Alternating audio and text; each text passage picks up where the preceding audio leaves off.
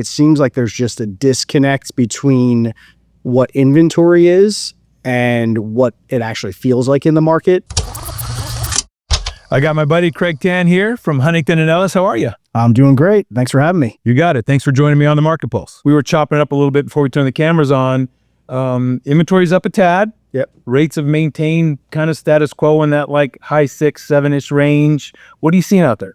I mean, in talking to a lot of my agents, I think we're seeing a little bit of stagnant market. I mean, there's still stuff moving, but in my opinion, I think it seems like there's just a disconnect between what inventory is and what it actually feels like in the market. So in other words, we have 9,300 homes on the market, 3,200 plus under contract, and would we have 2,800 homes that sold last month?